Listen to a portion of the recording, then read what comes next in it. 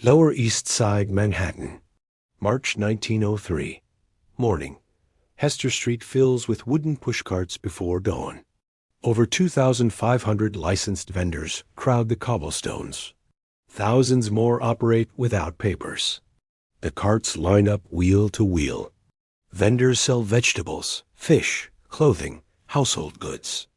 Most are Italian immigrants. Some are Jewish. A few are German. They speak broken English or none at all. The pushcart costs little to rent. For new arrivals with empty pockets, it is the only way to earn. Giuseppe Morello watches from a cafe at 220 Prince Street. He is 36 years old. Born in Corleone, Sicily. One finger missing on his right hand. He runs counterfeiting operations from the back room. But counterfeiting is not enough. Morello sees opportunity in the streets. The system begins simple. A man approaches a vendor. The conversation is brief. The vendor will pay a weekly fee. In return, the cart will not be damaged. The goods will not spoil overnight. The vendor's family will remain safe. Most vendors pay. Those who refuse receive a second visit. The letters start arriving in tenement mailboxes across Little Italy. Each envelope contains a hand-drawn symbol. A black handprint, sometimes a dagger, sometimes a skull. The message is clear. Pay the amount specified or face consequences. The letters are signed La Mano Nera, the Black Hand. Police records from 1903 to 1908 show hundreds of Black Hand cases. Most victims are Italian immigrants. Many are pushcart vendors. The extortion follows a pattern. The first letter demands a small amount. If payment comes, a second letter follows weeks later. The amount increases. The cycle continues. Vendors who refuse to pay find their carts destroyed, their stock stolen. In extreme cases, bombs explode outside their homes. The New York Police Department creates a special unit in 1905, the Italian Squad, led by Detective Joseph Petrosino. He is 45 years old. Born in Padula, Italy. Speaks Italian, Sicilian, and Neapolitan dialects. Petrosino arrests dozens of Black Hand extortionists, but the letters keep coming. By 1906, the Mayor's Pushcart Commission investigates the street vending situation. Inspectors examine approximately 5,000 pushcarts across Manhattan. The commission documents overcrowding on Essex Street, Allen Street, Orchard Street. Brick-and-mortar shop owners complain. Pedestrians cannot pass. Horse-drawn carriages struggle through the congestion. The commission proposes regulation, licensing, designated market areas, sanitation standards. But regulation does not stop the extortion. Giuseppe Morello expands his operation. He partners with family members. His half-brothers, the Terranovas. Ciro Terranova is the youngest.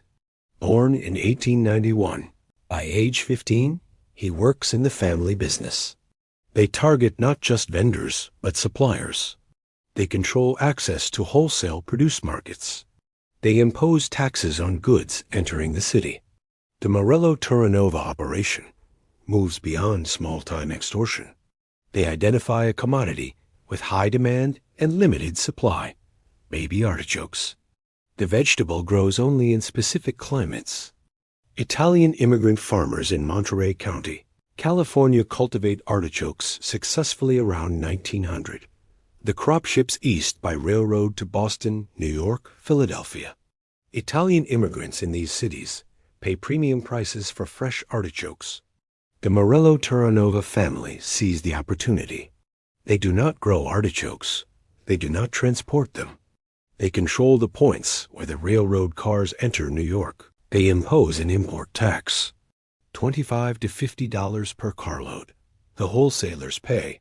The cost passes to the vendors. The vendors charge customers more. Everyone pays. By 1910, the family's grip tightens. Agents travel to California. They approach growers directly. They convince farmers to limit crop sizes. They negotiate purchase prices below market value. Farmers who resist face intimidation. Some reports claim the family uses threats of aerial gas bombings from small aircraft. Whether true or exaggerated, farmers comply. The Morello family faces federal scrutiny. In 1910, Giuseppe Morello is convicted of counterfeiting. He receives a 25-year sentence in Atlanta Federal Penitentiary. Leadership shifts to other family members. But the vendor extortion continues. Detective Petrosino pursues the Black Hand networks aggressively. He makes hundreds of arrests. He deports criminal suspects when possible. In 1909, Police Commissioner Theodore Bingham approves a secret mission. Petrosino will travel to Sicily. He will gather intelligence on criminals immigrating to America. He will coordinate with Italian authorities. Petrosino arrives in Palermo on March 9, 1909. He checks into a hotel under his own name. His cover is compromised immediately. On the evening of March 12th, Petrosino walks through Piazza Marina. 2 gunmen approach. 4 shots fire. Petrosino falls. He dies instantly. He is 48 years old.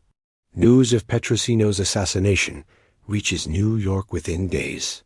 Over 200,000 people attend his funeral procession. The Italian squad continues without him. But the Black Hand extortion does not stop. The Terranova family consolidates power during the 1910s. Prohibition begins in 1920. Alcohol becomes illegal. The family shifts focus to bootlegging. Profits from illegal liquor dwarf the money from vendor extortion. But they do not abandon the food rackets. Ciro Terranova emerges as a key figure. He takes direct control of the artichoke trade. By 1920, he is known as the Artichoke King. He establishes the Union Pacific Produce Company. The company is a front. All artichokes entering New York pass through Union Pacific. The company buys artichokes from California growers for $6 per crate. The company sells to wholesalers at a 30 to 40% markup. Wholesalers sell to vendors at even higher prices. The markup is not negotiable. Vendors who attempt to source artichokes from other suppliers face consequences. Their stock disappears. Their carts are vandalized. The message is clear. Buy through Union Pacific or do not sell artichokes. By 1925, the artichoke racket generates significant revenue. Prosecutors later estimate the operation produces over $333,000 annually. In modern terms, over $6 million per year. Ciro Terranova lives ostentatiously. He drives an armored sedan. He associates with notorious gangsters. Charles Lucky Luciano, Al Capone, Meyer Lansky. But the artichoke monopoly is just one piece of the family's vendor control operations. The Morello Terranova family does not limit operations to artichokes. They target multiple food sectors: dairy, poultry, meat. Any commodity that moves through pushcarts becomes a potential revenue stream. In 1914, the family fixes chicken prices across Manhattan. The operation is straightforward. They control access to wholesale poultry suppliers. They dictate prices. Vendors pay the inflated rates or cannot stock chicken. The operation generates $100,000 in a single year. In current value, approximately $2.5 million. The pattern repeats across commodities. The family identifies products with centralized distribution points. They use intimidation and violence to control those points. They extract money at every transaction, from grower to wholesaler to vendor to customer. Each step includes a mafia tax. Sicilian criminals formed groups to profit from citrus exports. They fixed prices. They collected taxes on every business in their territory. The model travels with Sicilian immigrants to America. New York becomes the testing ground. The Fulton Fish Market provides another example. Located at the South Street Seaport since 1822, the market is the largest fish market in America by 1900. Hundreds of vendors operate stalls. Thousands of pounds of seafood move through daily. The market operates mostly at night. Fishing boats arrive before dawn. Unloaders transfer the catch to market stalls. Vendors sell to restaurants, hotels, and retail customers. In 1919, a 20-year-old man named Joseph Lanza enters the Fulton fish market scene. Lanza is connected to organized crime. He targets the unloaders' union. The unloaders control which fish gets moved first. In a market where freshness determines value, timing is everything.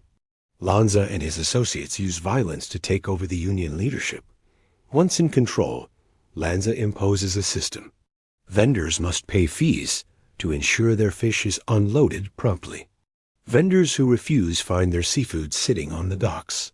Hours pass. The fish spoils. By the time it reaches their stall, the product is worthless. The fees are non-negotiable. The system generates steady income for decades. Lanza remains the undisputed power at Fulton Fish Market for 40 years. Even after his death in 1968, organized crime maintains control. The Genovese crime family takes over operations. The extortion continues into the 1980s. Federal investigators document the mafia's grip on the market. In 1987, the U.S. government files a racketeering suit. It is the first time authorities attempt to seize control of an entire market from organized crime. The case exposes decades of corruption. While the mafia expands control over wholesale markets, street-level vendors face daily extortion. Pushcart operators remain vulnerable. They work alone. They carry cash. They operate in the open. Collectors move through the streets weekly. Vendors hand over envelopes. No receipts. No records, just cash. The volume of pushcarts continues growing through the 1920s. By 1930, over 25,000 pushcarts operate in New York City. The Lower East Side remains the densest concentration. Hester Street, Orchard Street, Essex Street. The streets are impassable on market days. Shoppers jostle between carts. Vendors shout prices. The air smells of fish, vegetables, roasting chestnuts. But the chaos attracts attention. Reformers argue the pushcarts create unsanitary conditions. Discarded produce piles in gutters. Vermin multiply. Public health officials raise concerns. Shop owners continue complaining about unfair competition. City officials face pressure to act. In 1934, Fiorello La Guardia becomes mayor. He is 51 years old, half Italian, former congressman. Known for fighting corruption, La Guardia makes a campaign promise. He will clean up New York. He will take on organized crime. He will modernize the city. La Guardia identifies pushcarts as a problem. Not just the congestion and sanitation issues. The mafia control. He knows organized crime profits from the street vending system. He decides to eliminate the system entirely. The mayor's plan is ambitious. He will move vendors off the streets. He will create enclosed public markets. Vendors will rent stalls inside city-operated buildings. Health inspections. The vendors will operate legally. The mafia will lose access. But La Guardia needs a public rationale. The crime connections are known, but difficult to prove in court. He focuses on the sanitation argument, and he chooses a symbolic target to make his point. On December 21, 1935, La Guardia arrives at the Bronx Terminal Market before dawn. He brings police officers, reporters, photographers. A horn fanfare announces his arrival. A mayor climbs onto the back of a vegetable truck. Farmers and peddlers gather. La Guardia addresses the crowd. He speaks about a monopoly controlling food prices, a conspiracy threatening the city, a product that must be banned immediately. Starting December 26th, it will be illegal to sell, display, or possess this item anywhere in New York City. The ban is necessary to break the mafia's power. The prohibited item is the baby artichoke. The announcement makes headlines. Some reporters find it absurd. Others recognize the strategic move. La Guardia is not actually concerned about artichokes. He is targeting Ciro Terranova, the Artichoke King. By 1935, Terranova's power is already declining. Prohibition ended in 1933. The enormous profits from bootlegging disappeared. Younger mafiosi challenged the old guard. In 1931, during a hit at a Coney Island restaurant, Terranova allegedly loses his nerve. He is supposed to drive the getaway car for the assassination of Joe Masiria, a rival mafia boss. But Terranova freezes. Another man takes the wheel. The job gets done, but Terranova's reputation suffers. He is forced to give up most of his operations. Joseph Castaldo takes over the Artichoke Racket, but Castaldo faces immediate legal problems. Federal prosecutors file antitrust charges against him and the Union Pacific Produce Company. The case moves through courts during 1935. La Guardia's artichoke ban adds public pressure. The ban lasts 3 days. Terranova's grip weakens. Castaldo shuts down Union Pacific Produce Company. He pleads guilty to antitrust violations in early 1936. The artichoke monopoly breaks. Terranova becomes a joke in mafia circles. The police watch him constantly. He cannot operate freely in New York. He is marginalized, powerless, broke. On February 20, 1938, Ciro Terranova suffers a stroke. A second stroke follows. He dies at age 49. The New York Times publishes an obituary.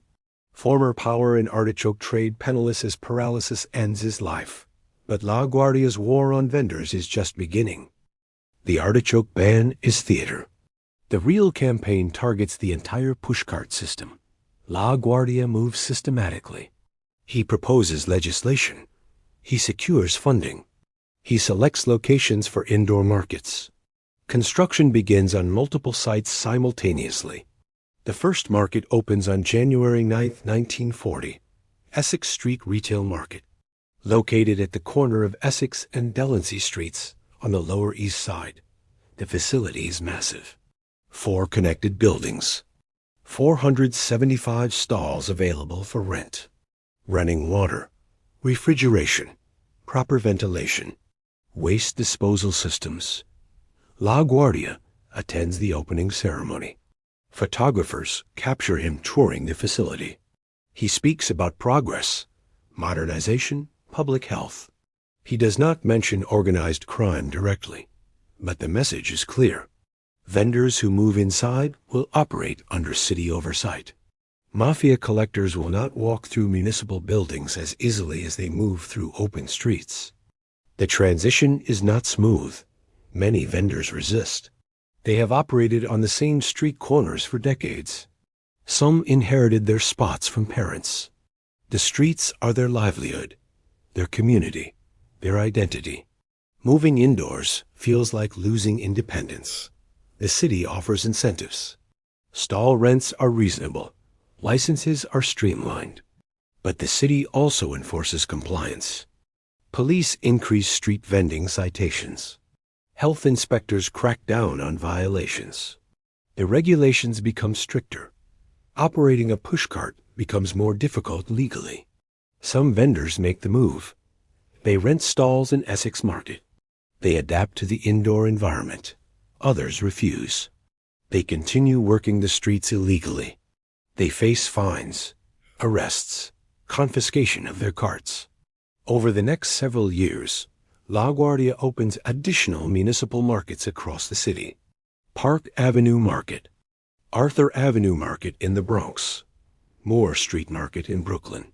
Each facility designed to replace street vending in that neighborhood. The campaign achieves La Guardia's goal.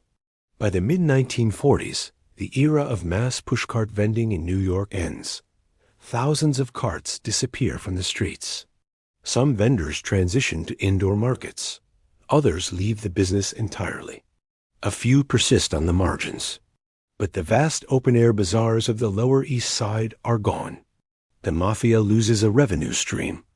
Street-level extortion of individual vendors becomes less profitable. Collectors cannot move through indoor markets as freely. The city controls the buildings. The vendors pay rent to the city. The direct weekly cash payments to mafia collectors decline. But organized crime adapts. They do not abandon food rackets. They move up the supply chain. They focus on wholesale operations. They target unions. They infiltrate trucking companies. They control warehouse access. The extortion becomes more sophisticated, less visible. The Genovese crime family dominates food-related rackets through the rest of the century. They maintain control of the Fulton Fish Market until the 1990s. They operate in the wholesale produce markets in the Bronx and Brooklyn. They infiltrate the Hunts Point Produce Market when it opens in 1967. The pattern extends beyond food. The mafia targets the construction industry, the garbage collection business, the garment district. Anywhere goods move through centralized distribution points, organized crime finds opportunity. The model developed on pushcart vendors scales up. In the 1980s, federal prosecutors under Rudolph Giuliani launched major investigations.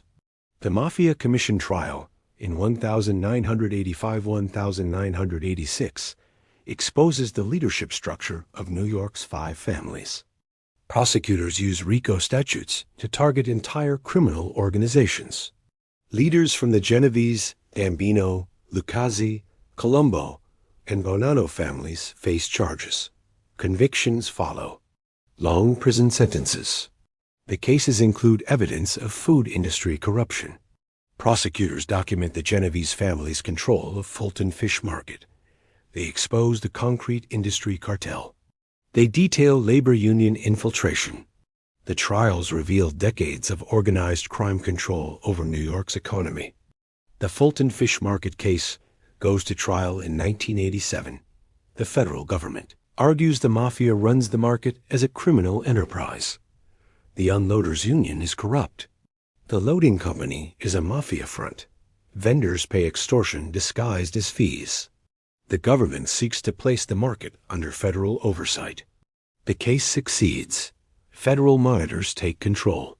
New regulations are implemented. Background checks for workers. Financial transparency requirements. The mafia's direct control ends, but the market is already dying. Refrigeration technology improves. Seafood suppliers no longer need centralized markets. In 2005, the Fulton Fish Market moved from Manhattan to Hunts Point in the Bronx.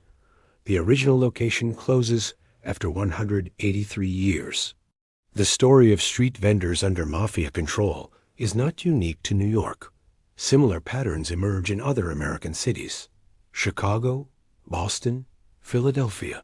Wherever Italian immigrants establish communities, organized crime follows similar models. Control distribution points, impose taxes, extract money through intimidation. A strategy is not unique to Italian mafia either. In Mexico, drug cartels diversify into avocado farming and distribution.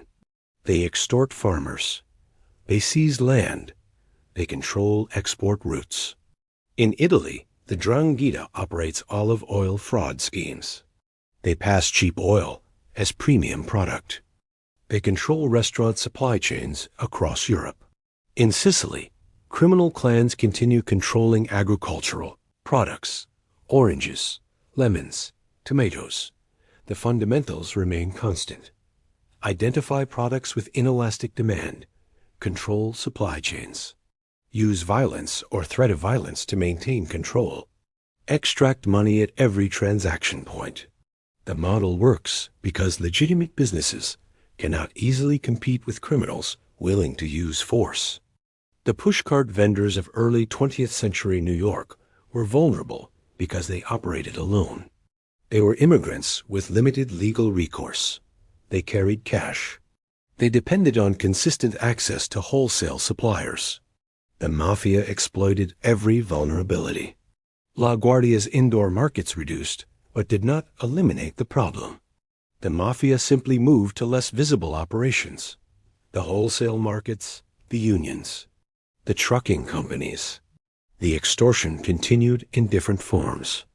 Today, street vending returns to New York in new forms. Food trucks, halal carts, pop-up markets. The regulations remain complex. Licenses are limited. Competition is fierce. Whether organized crime maintains any involvement is unclear. The operation would look different now, more sophisticated, harder to detect. The story of street vendors under mafia rule reveals how organized crime embeds in legitimate economic activity. The vendors were not criminals. They were working people trying to survive. But they became trapped in a system where refusing to pay meant losing everything. The mafia built empires not through dramatic heists, but through systematic extraction of small amounts from vulnerable people. The pushcart vendor paying weekly protection money, the fish vendor paying unloading fees, the artichoke wholesaler paying inflated prices. Each transaction seemed small. Collectively, they generated millions. The streets of the Lower East Side were scrubbed clean. The pushcarts moved inside. The open-air markets disappeared. But the money kept flowing, just out of sight.